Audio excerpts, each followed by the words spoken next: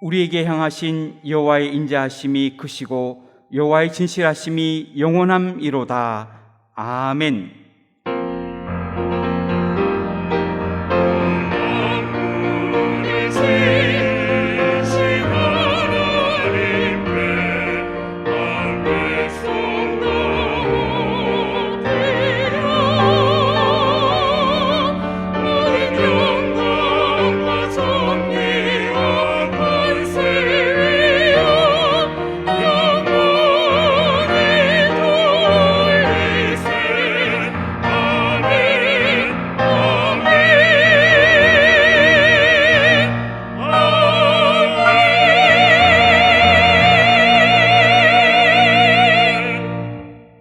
다 같이 찬송가 44장 1절을 부르시겠습니다.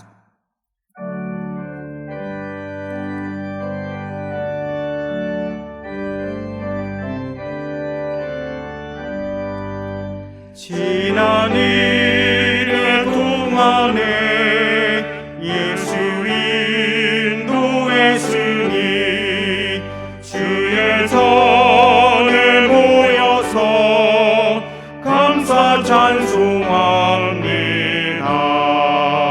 가장 복된 이날을 하늘 안식표로다. 가장 복된 이날은 하늘 안식표로다.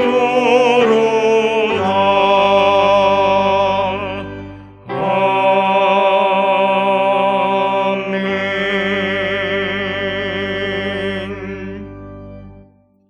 지난 한 주간을 돌이켜보며 간절한 마음으로 참회의 기도를 다 함께 드리겠습니다.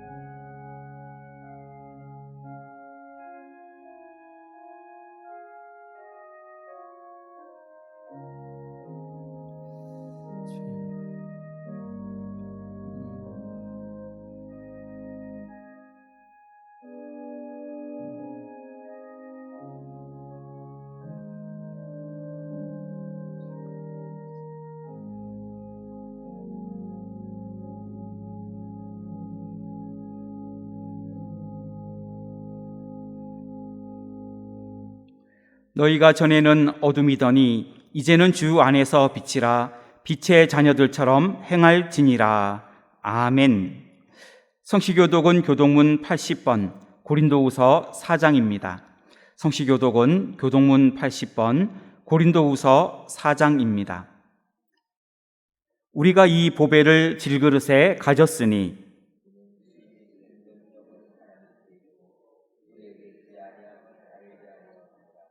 우리가 사방으로 우겨쌈을 당하여도 쌓이지 아니하며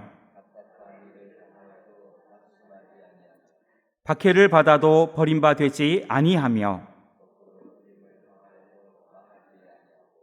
우리가 항상 예수의 죽음을 몸에 짊어짐은 우리 살아있는 자가 항상 예수를 위하여 죽음에 넘겨짐은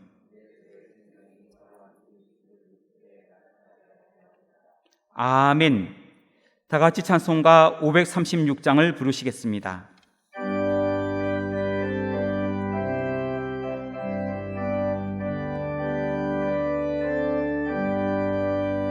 죄짐에 눌린 사람은 다 주께 나오라.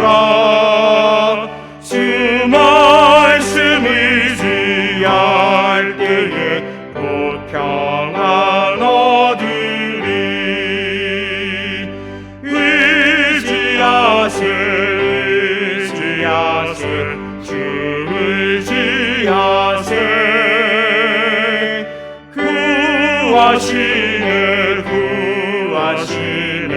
곧 구하시네. 참 구원 주신 주께서 보혈을 흘렸네. 눈같이 희게 할기에 온몸을 잠그세. 의지하세 주 의지하세. 구하시네 곧 구하시네. 길 대신 우리 구세주 늘 인도하시네. 너 지체 말고 믿으면 참 복을 받겠네. 의지하세 주 의지하세. 구하시네 곧 구하시네. 온 성도 하나 되어서 영광길 걸으면 한없는 은혜 받아서 영원히 누리리. 의지하세 주 의지하세.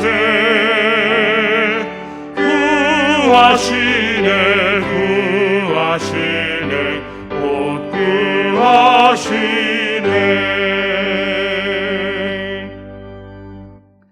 이방호 집사님께서 기도하시겠습니다.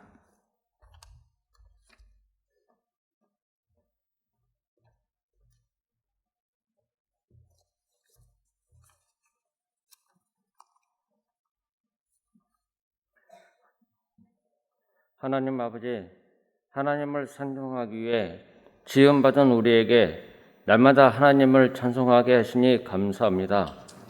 오늘 복된 주일을 허락하시고 우리로 예배 드리게 하심을 감사합니다. 은혜 광성교회를 사랑하시고 여기까지 인도해 주심을 감사합니다. 하나님 자녀로서 합당한 삶을 살지 못하고 하나님 말씀에 순종하지 못하고 내 방법대로 살았음을 고백합니다. 모든 미움과 자기 중심과 욕망과 이기심과 분파와 분열의 모든 죄악을 용서하여 주옵소서.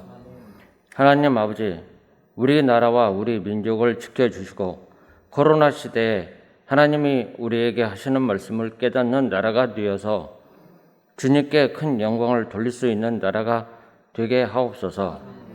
하나님이 주시는 평화와 풍요를 누리는 나라가 되게 하소서. 하나님, 우리 은혜 광성교회를 사랑해 주셔서 감사합니다. 우리 은혜 광성교회가 새롭고 아름다운 모습으로 더욱더 바르게 세워지게 하여 주옵소서. 모든 성도들이 좌로나 우로나 치우치지 않고 하나님만 바라보며 마음을 하나로 모아 앞으로 나아가게 하옵소서. 하나님의 뜻을 따라 진정한 회개와 애통하는 마음을 주시고 우리를 고쳐 사용하여 주옵소서. 하나님의 뜻을 분별하고 성령님의 인도하심 따라 담대하게 나아가게 하옵소서. 담임 목사님이신 박재신 목사님 성령 충만하게 인도하시고 권능을 허락하사 우리 교회를 말씀과 기도와 사랑으로 이끌어 나갈 수 있도록 인도하소서. 오늘 전하시는 말씀에도 성령 충만한 은혜를 주옵소서. 부목사님들 맡으신 각 구역과 교회 사역 잘 감당케 하시고 교회 학교를 이끄시는 강도사님, 전도사님에게도 동일한 성령 충만한 은혜를 주옵소서. 다음 세대인 청년들과 아이들을 기억하옵소서. 우리의 자녀들에게 대대로 이어지는 믿음을 주소서. 복음의 회복과 자유와 치유를 경험하고 하나님 앞에서 결단하는 삶을 살 수 있도록 도와주옵소서. 주님의 뜻, 말씀에 따라 행하는 다음 세대로 세상을 이길 수 있는 믿음을 주옵소서. 우리에게 값없는 은혜를 무한하게 주시는 하나님을 찬양합니다. 배달 찬양대가 부르는 우리 모두의 찬양을 받으시고 홀로 영광 받아옵소서. 모든 족한 은혜 주심을 감사하며 우리를 죽기까지 사랑하신 예수님의 이름으로 기도합니다. 아멘.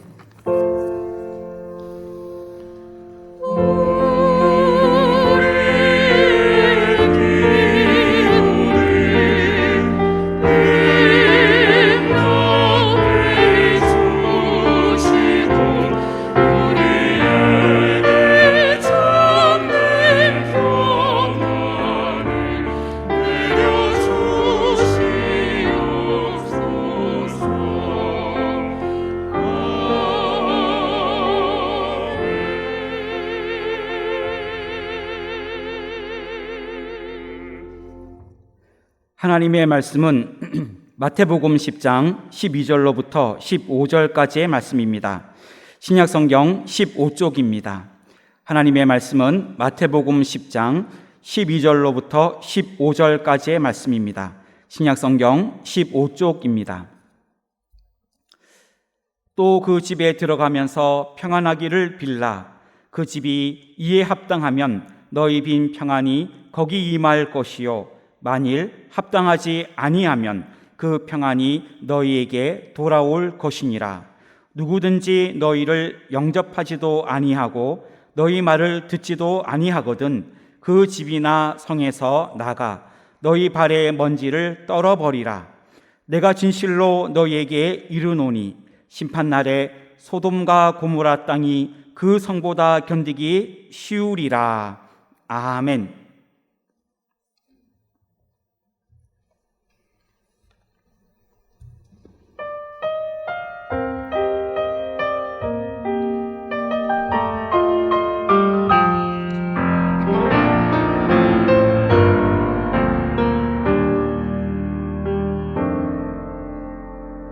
주님의 도움 없이는 어느 것 하나도 할 수 없는 내가 주님의 힘이 아니면 단 한순간조차 살 수 없는 내가 나의 일을 앞세우고 나의 힘으로 이루려던데 그때 한없이 어리석고 미련했던 나의 모습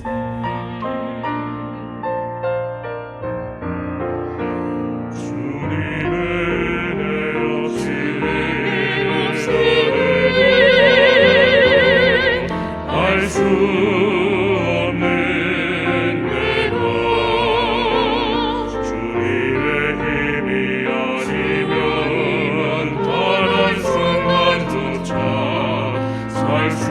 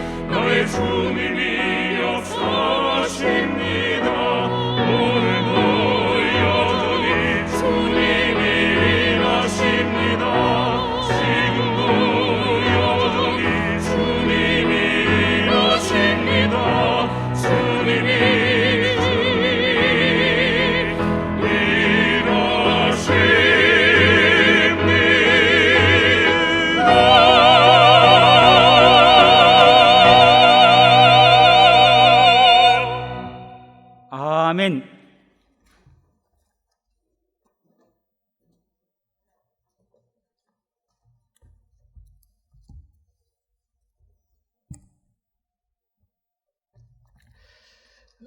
요즘 우리 사회는 소셜 네트워크 서비스, 즉 SNS 시대라 말해도 과언이 아닐 것입니다.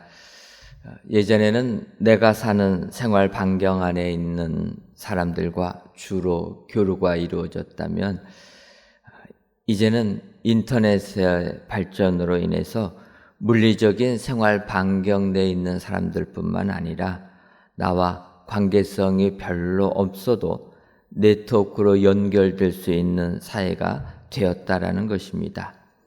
그러다 보니까 나를 알아주는 익명의 사람들이 많이 생겨서 좋은 점도 있겠지만, 그러다 보니까 또 나를 알아주는 익명의 사람들이 너무 많아서 한편으로 문제가 생기는 이런 경우가 발생하게 되는 시대라는 것입니다. 그래서 이러한 문제로 인하여서 겪는 그 이슈들을 몇 가지로 요약을 해보게 되면, 이 SNS의 문제는 프라이버시의 문제가 생긴다는 것입니다. 이 개인 신상 정보가 이렇게 사적으로 이용되는 것, SNS 특성상 어쩔 수 없는 것이지만 이것으로 인하여서 내 개인의 프라이버시가 사라지고 있다라는 이러한 문제점이 있는 것입니다. 두 번째로는 이런 나의 사적 정보가 잠재적으로 남용되고 있다라는 것입니다. 내 정보가 내가 허락하지 않았음에도 불구하고 많은 이익 집단들이 상업적으로 사용하게 된다는 것입니다. 그래서 많은 이 기업들이 우리의 개인 정보를 모아가지고 자기들의 기업에 활용하고 있는 이러한 시대가 되었다라는 것입니다. 여러분들 쉽게 우리가 인터넷상에서 내가 원하는 것, 내가 관심 있는 것들을 한 번만 검색하게 되면은 그 다음에는 내가 원하지 않아도 그것이 1차적으로 뜬다라는 것입니다. 그래서 어떤 분들은 내가 선호하는 것을 한두 번만 보게 되면 내 모든 검색상에는 그것만 뜬다라는 것입니다. 내가 어떤 물건을 구입하려고 한 번만 검색하게 돼도 그 다음에는 그러한 것들을 내가 원하지도 않았는데 벌써 내 마음을 알고 추천해주고 있다라는 것입니다. 여러분, 얼마나 또 편리한 시대입니까? 내 생각을 벌써 알아서 다 추천해주고 있다라는 것. 그런데 이것을 바꿔 생각하면은 내 마음을 들켜버린 이러한 문제가 발생한다라는 것입니다. 또 어떤 문제가 있냐면 이른바 사이버 불링이라고 불리는 온라인상의 집단 공격에 있다라는 것입니다. 그래서 심리적으로 취약한 집단 사람들은 이러한 공격에 정신적인 트라우마를 갖게 된다. 여러분, 이렇게 어려움을 겪는 사람들, 집단 공격에 상처받는 사람이 심리적으로 취약한 특정 집단이라 이렇게 표현을 하는데, 제가 보기에는 이것은 심리적으로 취약한 특정 집단이 아니라 우리 모두에게 해당된다라는 것입니다. 여러분들도 내가 알지 못하는 그런 익명의 사람들로부터 내 SNS를 통하여서 비난을 받게 되면 엄청난 상처가 된다라는 것입니다.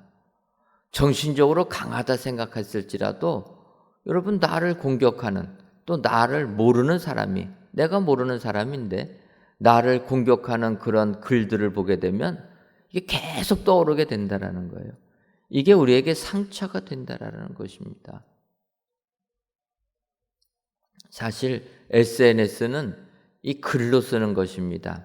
상대를 보면서 대화하는 게 아니다 보니까 글로 쓰다 보면은 사람들이 감정이 넘쳐갈 때가 있습니다. 그래서 감정 조절이 안 되고 또 내가 잘 모르는 사람이니까 자기 생각 그대로, 떠오르는 생각 그대로, 감정 그대로 글로 표현하게 되는 것입니다. 근데 이것을 보는 사람은 이것이 얼마나 큰 정신적인 충격이 되겠습니까? 그래서 요즘에 이러한 집단 공격을 당한 많은 사람들이 어떨 때는 극단적인 선택을 하게 된다는 것입니다.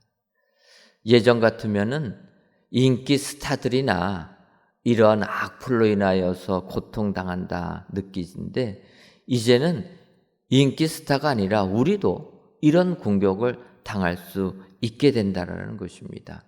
그래서 이런 SNS 시대를 살아가는 우리들, 특별히 우리 그리스도인들은 어떻게 살아야 되는가?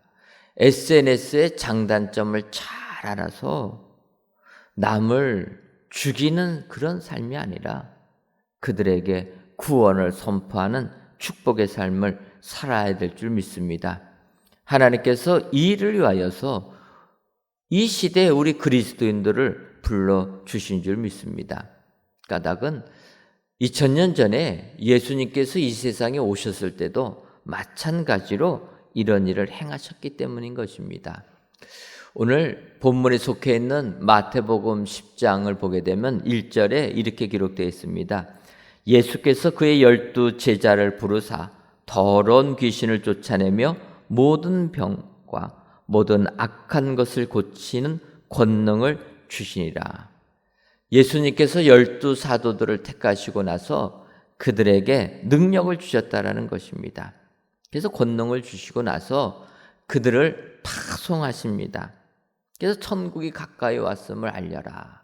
그렇게 그들을 파송하시고, 그러면서 이제 오늘 본문을 보게 되면 마태복음 10장 12절에 또 파송받은 그들이 그 집에 들어가면서 평안하기를 빌라.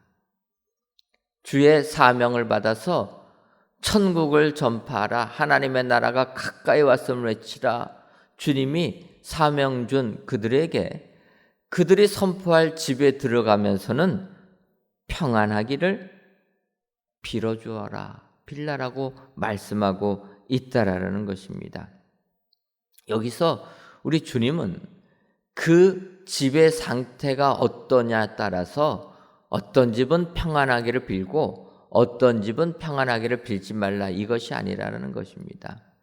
그 집에 들어가면 무조건 평안하기를 빌어주라라는 것입니다. 사실 우리가 이 세상을 살다 보면은 사는 모습이, 행하는 모습이 평안을 빌어주고 싶지 않은 마음이 불뚝같이 드는 사람도 있다라는 것입니다. 정말 사는 모습이 복받을 모습이 아니라는 것입니다. 그런 사람 보면서 평안하기를 빌어준다라는 것 쉽지가 않다라는 것입니다. 그래서 우리는 평안을 빌 때도 내 기준을 가지고 선택적으로 빌 때가 많다라는 것입니다. 사람의 모습을 보고, 학식을 보고, 지위 여하를 보고 우리는 우리 스스로 판단하고 평안을 빌어주기도 하고 안 빌어주기도 한다는 것입니다. 하지만 주님은 그것이 아니라 너희들이 방문하는 모든 집에 가서 평안하기를 빌어주라라는 것입니다.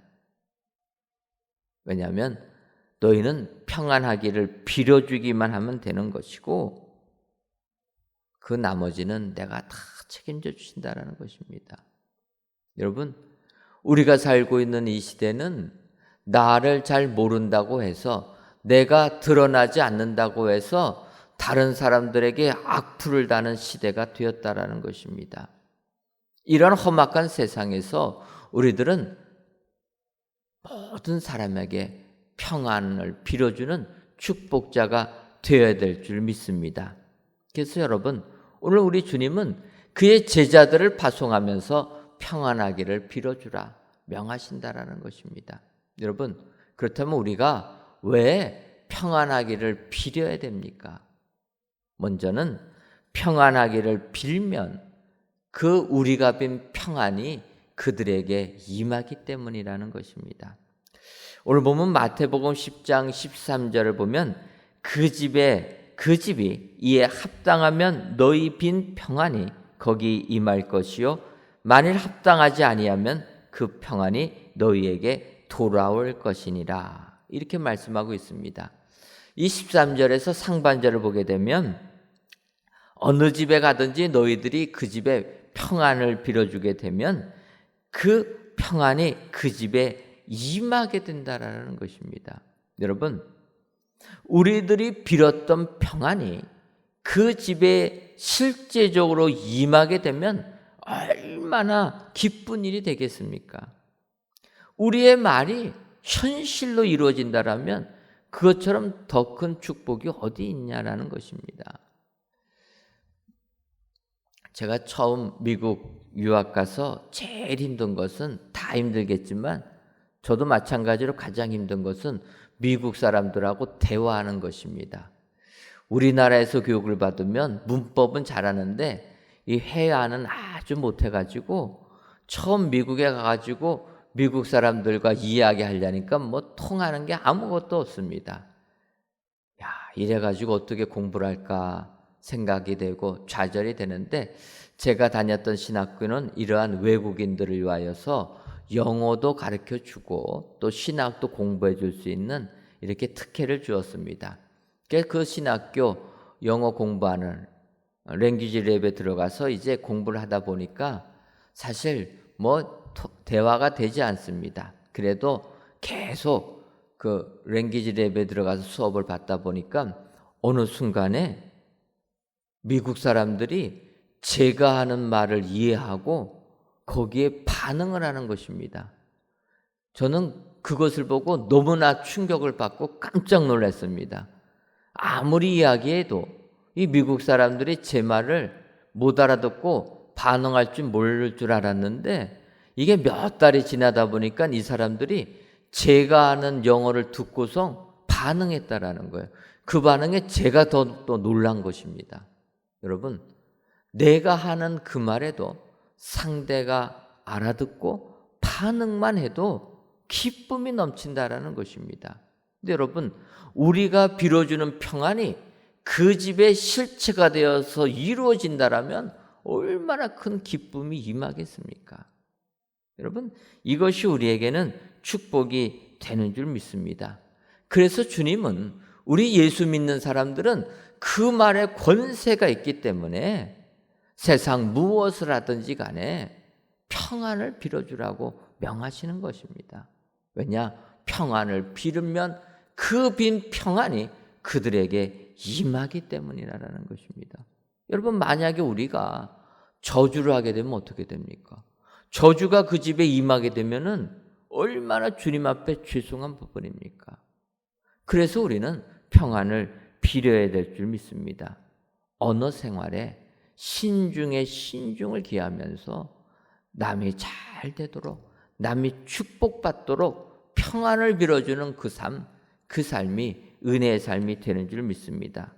여러분, 그래서 예수님께서 이 땅에 오신 것도 그 같은 이유라는 것입니다. 말씀이신 예수님께서 육신을 입고 실체가 되었다라는 거예요. 여러분, 우리가 요한복음 1장 1절을 보면은 이렇게 기록되어 있습니다. 태초에 말씀이 계시니라. 이 말씀이 하나님과 함께 계셨으니 이 말씀은 곧 하나님이시니라.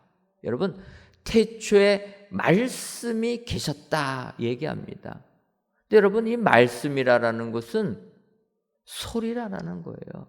근데 이 소리가 의미가 담겨져 있는 소리, 이게 말씀이라는 것입니다. 그런데 이 말씀이 요한복음 1장 14절을 보면 말씀이 육신이 되어 우리 가운데 거하심에 우리가 그의 영광을 보니 하나님의 독생자의 영광이요 은혜와 진리가 충만하더라. 말씀이 육신이 되어서 우리 가운데 거하셨다. 소리가 실질적으로 의미가 담겨 말씀이 되었는데, 이것도 소리인데 그 소리가 실체가 되었다. 육신을 입어서 우리 가운데 거하시는 역사가 이루어졌다라는 것입니다. 여러분, 이 말이라는 것이 의미가 담긴 소리인데 바울 사도는 더 얘기합니다. 의미가 담긴 소리도 사랑이 없으면 울리는 꽹과리밖에 되지 않는다는 거예요. 여러분, 이 세상 살아가는 얼마나 많은 말들이 있습니까? 그런데 바울 사도의 말로 보게 되면 소리밖에 되지 않는다는 거예요. 사랑이 없는 말은 아무리 의미가 담겨도 울리는 꽹과리밖에 되지 않는다. 우리가 살고 있는 이 사회가 이런 말이 아니라 소음으로 가득한 시대가 되었다라는 것입니다. 그런데 예수님은 말씀이신 예수님, 하나님이신 예수님이 실체가 되어서 우리를 구원하기 위하여 소음으로 가득한 이 세상, 우리를 구원하기 위하여 육신으로 입으시고 이 땅에 오셨다라는 것입니다. 이것이 우리에게는 은혜가 되는 줄 믿습니다. 울리는 꽹과리 같은 소리가 가득한 이 세상에서 우리 그리스도인들은, 예수님을 믿는 우리들은 말씀이 육신을 입은 것처럼 우리가 하는 그 말은 소음이 아니라, 소리가 아니라 실체가 되는 줄 믿습니다. 그래서 오늘 예수님께서 제자들을 파송하시면서 너희는 평안하기를 빌어줘라. 여러분, 우리 예수 믿는 사람들이 어디에서 무엇을 하든지 간에 어떠한 상황 속에서도 평안하기를 빌어줄 때 그 평안이 그들에게 실체가 되어서 그대로 이루어지는 줄 믿습니다. 내가 하는 그 말이 현실로 그대로 일어나는 축복, 이것이 하나님께서 우리에게 주신 권능이 되는 줄 믿습니다. 오늘도 여러분들을 하나님의 자녀로 그리하여서 주의 일을 행하라고 우리 주님이 사명 주신 줄 믿습니다. 주님께서 나를 그리스도인으로 삼아주셨다면 어디에서 무엇을 하든지 간에 모든 이들에게 편안하기를 빌어주어서 그 빈 평안이 그들의 삶 속에 임하는, 이것을 보는 축복의 성도님들이 되시기를 주님의 이름으로 축원합니다.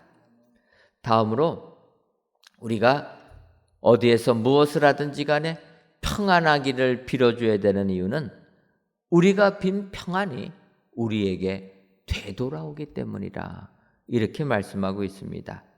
아까 읽었던 마태복음 10장 13절 하반절을 보면 만일 합당하지 아니하면 그 평안이 너희에게 돌아올 것이니라, 이렇게 말씀합니다.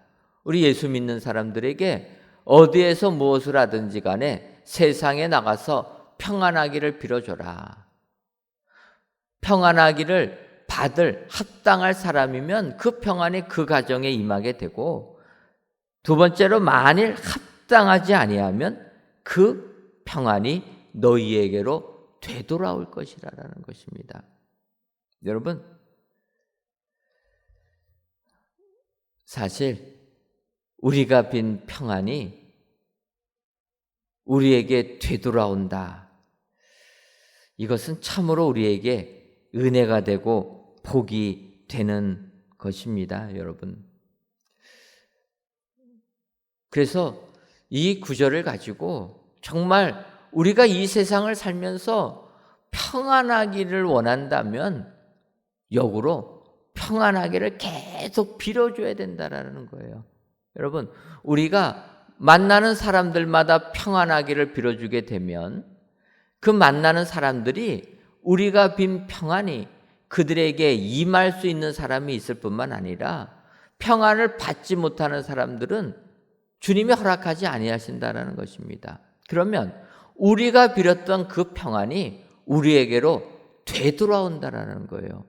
그러면 얼마나 우리에게 평안이 넘치는 삶이 되겠습니까? 여러분, 세상 살면서 내 삶 속에 평안하기를 원하십니까? 내 삶 속에 하나님의 은혜와 기쁨과 평안만이 넘치는 축복의 삶 살기를 원하십니까? 그렇다면 우리 이웃에게 더욱더 평안을 비시는 여러분들 되시기를 주님의 이름으로 축원합니다. 내가 내 주변 사람들에게 평안하기를 빌면 빌수록 그들 중에서는 평안을 받지 못할 사람들이 있기 때문에 내가 빈 평안이 갑절로 나에게 임하게 될 줄 믿습니다. 제가 이렇게 표현하니까 어떤 분들은 너무 좀 속 보이는 표현이다 이렇게 말씀하는 분도 있습니다. 사실 좀 저도 말씀을 준비하면서 속이 보인다 생각합니다. 우리 그리스도인들이 세상을 향하여서 사랑을 실천해야지 내가 잘되기 위하여서 해야 된다.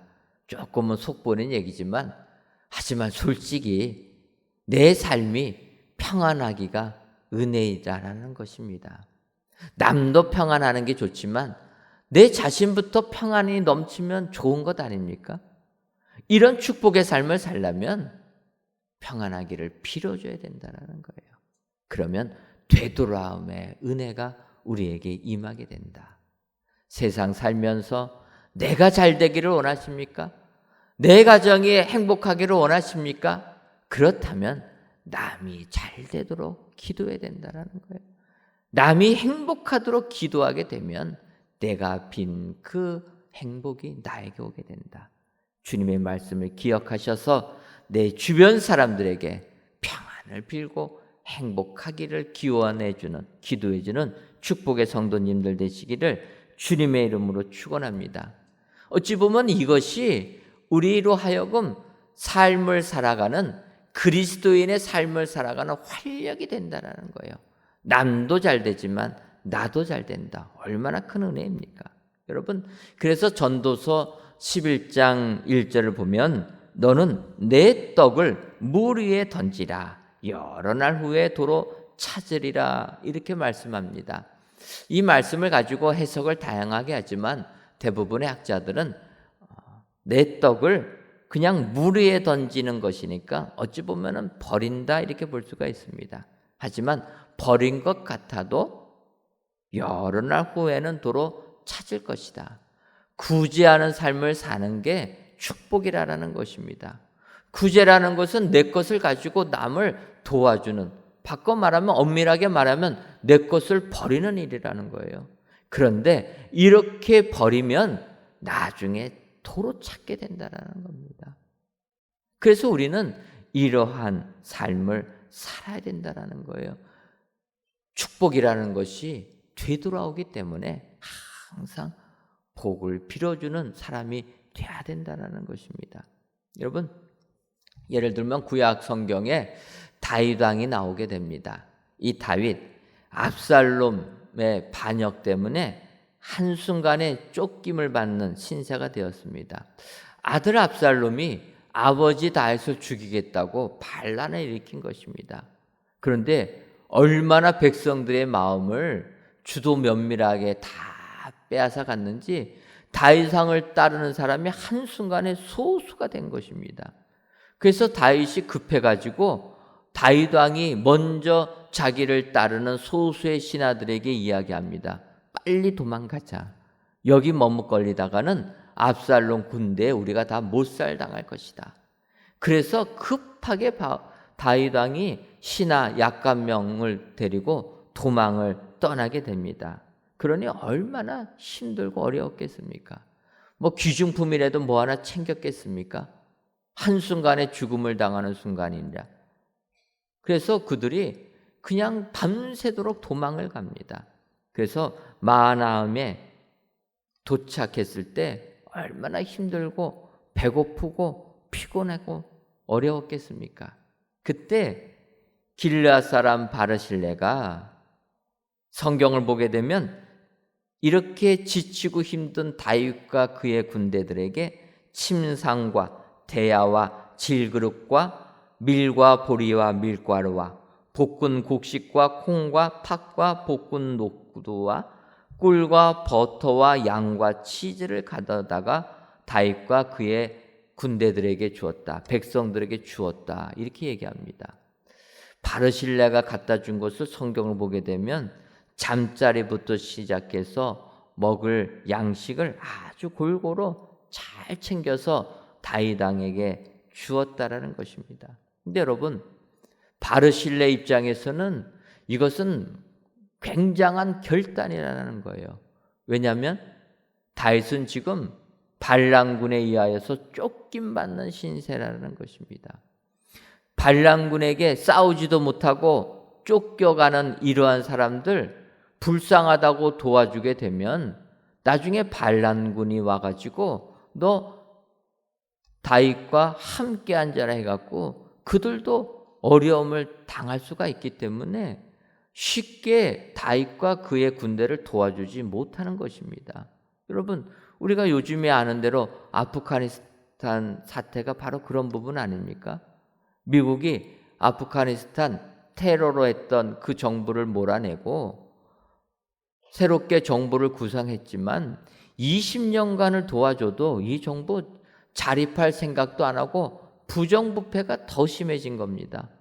그러니까 테러를 대항하라고 세운 정부가 오히려 더 무능력하고 더 부정부패가 심하니까 국민의 지지를 받지 못합니다. 결국 20년을 도와주다가 그 부패한 정부 더 이상 도와주지 못하고 미군이 철수를 하게 됩니다. 철수하게 되니까 어떤 일이 벌어집니까? 미국과 그 연합군에 협력했던 현지인들이 졸지에 반역자가 되는 것 아닙니까?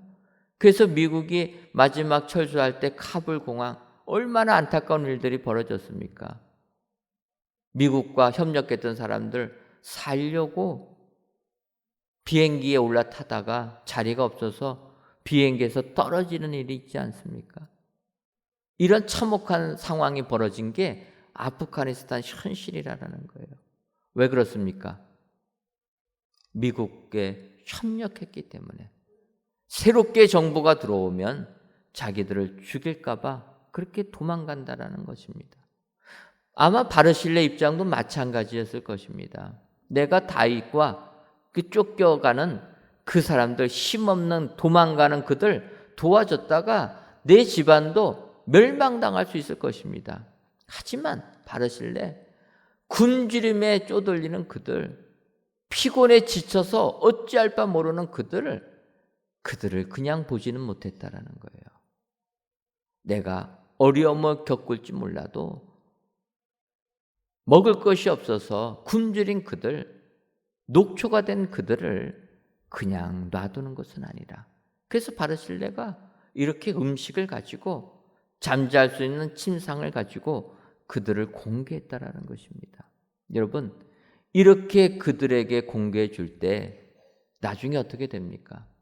다윗이 압살롬 군대를 물리친 다음에 바르실레에게 얘기합니다. 너가 우리가 굶주리고 어려웠을 때 우리를 도와줬으니 이제 나와 함께 예루살렘으로 돌아가자. 그러면 내가 예루살렘에서 너에게 모든 공개를 해주겠다. 너가 나를 섬긴 거 그대로 내가 왕으로 너를 도와주겠다. 얼마나 큰 축복입니까? 바르실레가 아무리 부자라고 해도 왕보다 더 부자겠습니까? 이때 줬던 이거를 다윗이 내가 왕으로 갚아주겠다 얘기합니다. 그때 바르실레가 얘기합니다. 왕이시여, 나는 이제 나이가 들고 이렇게 움직이는 거 쉽지 않습니다. 그러니 내 아들 기맘이 있으니 내 아들이나 잘 돌보아 주옵소서. 그럴 때 다윗이 약속해 주는 겁니다. 내 아들 김함을 내가 너를 돌봐주는 것처럼, 너에게 공개받았던 것처럼 그대로 그에게 베풀어 주겠다. 여러분, 이렇게 우리가 우리 이웃에게 도와준 그것이 그대로 우리에게 임하게 되는 줄 믿습니다. 이것이 우리 그리스도인들이 주의 약속을 믿고 이 세상을 살아가는 힘이 되는 줄 믿습니다. 그래서 이 세상에 가서 그들의 불쌍한 영혼들을 위하여 구원을 선포하고 그들의 가정을 위하여 평안을 빌어줄 때 우리에게 우리가 빌었던 구원이 임하고 우리가 빌었던 평안이 그대로 되돌아오게 되는 줄 믿습니다. 오늘 귀한 예배를 드리시는 저와 여러분들이 빈 평안이 우리에게 되돌아옴의 축복이 있다. 그래서 평안을 빌어야 된다. 기억하시고 이 세상 사는 동안에 항상 평안만을 빌어주는 축복의 성도님들이 되시기를 주님의 이름으로 축원합니다.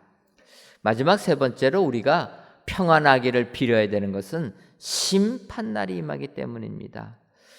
마태복음 10장 15절을 보면 내가 진실로 너희에게 이르노니 심판날에 소돔과 고모라 땅이 그 성보다 견디기 쉬우니라, 이렇게 말씀합니다. 여러분, 우리가 평안을 빌어야 되는 것은 심판날이 있기 때문이라는 거예요.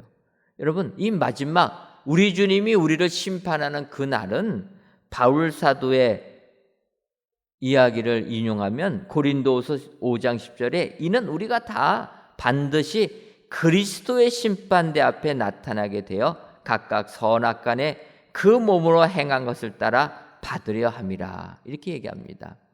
이 그리스도의 심판대, 심판날에 심판대에 서는 것은 믿는 사람이나 믿지 아니하는 사람이나 다 서게 된다라는 거예요. 그래서 우리도 심판날이 있음을 알고 이 세상 주의 뜻에 맞춰서 살아야 된다는 거예요. 오늘 이 심판날은 소돔과 고모라 성보다도 견디는 것이 어려울 정도로 강한 심판이라는 거예요. 이 마지막 심판날은 소돔과 고모라 상이 멸하는 그 심판과 비교가 되지 않는다는 것입니다. 그래서 우리는 심판날이 분명히 있음을 알고 심판을 대비하는 삶을 살아야 된다는 거예요. 그래서 우리는 평안을 구해야 된다는 것입니다. 여러분, 마태복음 24장을 보면은 예수님께서 마지막 때에 예언해 주십니다. 그래서 깨어있으라라고 얘기하는 거예요. 주가 언제 임할지 너희들은 알지 못하니까 항상 준비하고 깨어있으라. 그러면서 마태복음 24장 45절을 보면 충성되고 지혜 있는 종이 되어 주인에게 그 집 사람들을 맡아 때를 따라 양식을 나눠줄 자가 누구냐 하면서 충성된 종, 그래서 복받을 종을 이야기합니다. 그 종은 주인이 있던 없던 상관없이 항상 주의 말씀에 순종하여서 사람들에게 양식을 골고루 나눠주는 사람이라는 거예요. 그런데 악한 종은 주님이 당장에 안 올 줄 알고 술 친구들과 더불어 먹고 마시며 옆에 사람들 괴롭혔다라는 거예요. 그때 주님께서 오셔서 충성된 종 축복해 주시고 악한 종은 엄한 벌을 줄 것이다. 여러분, 이게 우리의 심판날의 마지막 모습이라는 거예요. 누가 보든 안 보든 주님의 충성된 종이 되어서 주의 일을 감당하는 자들은 주님이 칭찬해 주신다. 여러분, 그래서 우리가 세상 살면서 천국 복음을 전하고 평안을 비려는 삶을 살아야 된다는 거예요. 그러면 우리가 마지막 날 심판대에 섰을 때 주님으로부터 칭찬받게 되는 줄 믿습니다. 여러분, 심판날이 있음을 기억하시고 분명히 있음을 확신하셔서 이 세상 사는 동안 주님이 주신 사명 충성되게 감당하신 여러분 되시기를 주님의 이름으로 축원합니다. 만나는 사람 모두에게 평안하기를 빌어주어서 여러분들이 빈 평안이 여러분들의 삶 가운데 임하시는 축복자들이 다 되시기를 주님의 이름으로 축원합니다. 기도하겠습니다. 하나님, 오늘도 귀한 날을 주셔서 성전에서 혹은 영상으로 예배를 드리게 하시니 감사합니다. 바라기는 이 모든 예배자들 위해 평안에 넘쳐나는 성도님들이 되게 하여 주옵소서. 오늘 본문의 제목처럼 평안하기를 빌라고 말씀해 주시니 감사합니다. 바라기는 모든 예배자들이 예수님의 제자임을 확신하고 12 제자들처럼 세상을 향해 천국 복음을 전파하고 평안을 비는 성도님들 되게 하여 주옵소서. 이렇게 평안하기를 빌어야 하는 까닭은 평안이 그들에게 임하게 되고 그 평안이 우리에게 되돌아오기도 하며 심판날이 임하기 때문임을 알아 오늘도 어디에서 무엇을 하든지 세상을 향하여 평안하기를 빌어주는 축복의 성도님들 되게 하여 주옵소서. 예수님의 이름으로 기도하옵나이다. 아멘.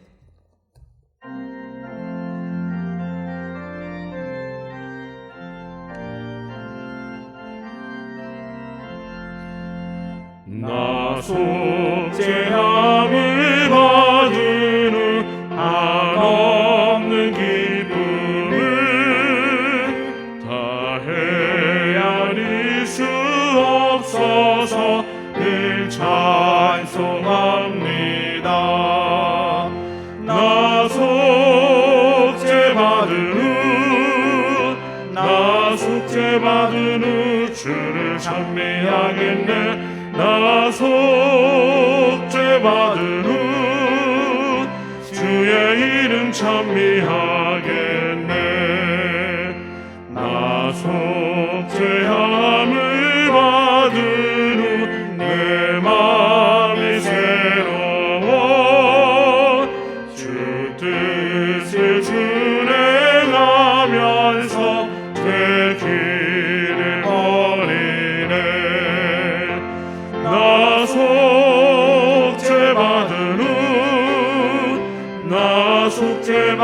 후 주를 찬미하겠네. 나 속죄받은 후 주의 이름 찬미하겠네. 나 속죄함을 받은 후 성령이 오셔서 하나님 자녀 된 것을 또 증언합니다. 나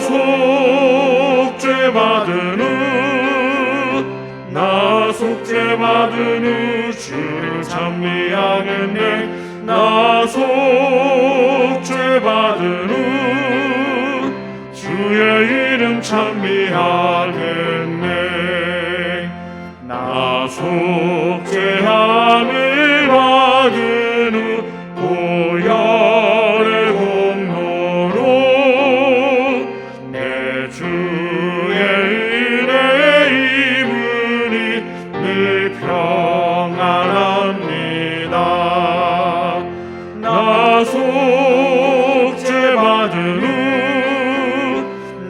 속죄받은 후 주를 찬미하겠네. 나 속죄받은 후 주의 이름 찬미하겠네.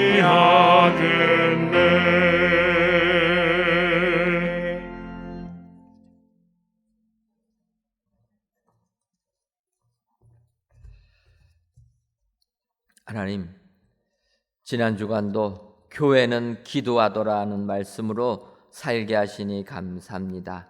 바라기는 이외에도 세상이 아무리 우리를 옥죄어도 기도하면 하나님께서 천사를 보내주시고 잠에서 깨워주시고 쇠문을 열어주심을 믿고 기도하는 성도님들 되게 하여 주옵소서. 이 시간 잠새 2마리가 한 아사리온에 팔리지 않느냐. 그러나 너희 아버지께서 허락하지 아니하시면 그 하나도 땅에 떨어지지 아니하리라는 예수님의 말씀을 의지하며 귀한 예물을 바칩니다. 11주 예물과 감사 예물, 1,000번째 예물과 전도의 예물, 건축 헌금과 주정 헌금, 성미를 연락하여 주옵시고 드리는 손길 위에 주님의 약속의 말씀이 우리 모두에게 임하게 하여 주옵소서. 그리하여 참새보다도 귀하고 머리털까지 다 세신 바 되었다고 말씀하신 주님께서 우리들을 인도하여 주옵소서. 힘든 이 세상 살아갈 때 물질의 풍성함을 허락하여 주시고 가정에는 사방의 평안함도 허락하여 주옵소서. 그리하여 우리가 항상 이 세상을 향하여 평안만을 빌어주는 축복자들 되게 하여 주옵소서. 하나님, 이 나라와 이 민족도 기억하여 주셔서 평안한 나라 되게 하옵소서. 코로나19로 전 세계적으로 혼란한 이때 주님이 주시는 평안이 이 땅에 임하게 하셔서 천국 기쁨을 누리는 이 민족 되게 하여 주옵소서. 예수님의 이름으로 기도하옵나이다. 아멘. 옆에 분들 보시면서 인사 나누도록 하겠습니다. 빈 평안이 임함도 합시다. 한 번 더 인사하겠습니다.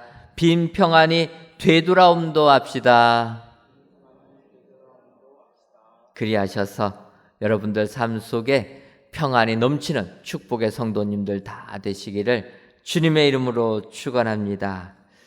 교회 소식 전해드리도록 하겠습니다. 2021년도 하반기 교사대학인 지난주부터 시작했습니다. 교회학교 교사 및 우리 학부모님들의 많은 참여를 부탁을 드리고 9월 23일 목요일까지 매주 목요일 저희들이 교사대학 진행합니다. 시간은 오후 7시 30분부터 9시까지 유튜브와 줌을 이용한 비대면 강의로 진행합니다. 우리 교사분들과 학부모님들의 많은 참여를 부탁드립니다. 2학기 성경 공부 또 개강을 합니다. 줌을 이용한 비대면 강의로 오늘부터 개강하니까 성경 공부 신청하신 분들은 모두 참여해 주시면 감사하겠습니다.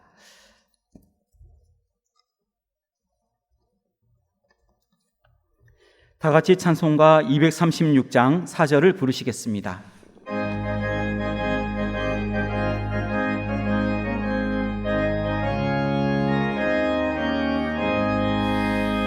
아름다운 그곳에서 구속받은 성도와 사랑하는 주님 만나러 올 때 주의 영광 노래하며 영원토록 살리라. 새 예루살렘에서 성도들이 함께 올 때 기뻐 노래하리라. 새 예루살렘 새 예루살렘 호산나를 높이 불러 왕의 왕을 맞으리.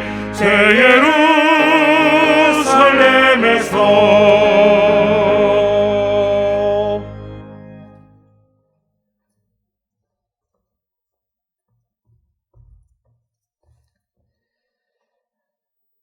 이제는 우리 주 예수 그리스도의 크신 은혜와 하나님 아버지의 한량없는 사랑하심과 성령님의 교통하심이 평안하기를 비는 축복자들이 다 되기로 다짐하는 사랑하는 은혜광성교회 모든 성도님들 위에와 속한 가정 위에 이제로부터 영원토록 함께 있을지어다. 아멘. 주님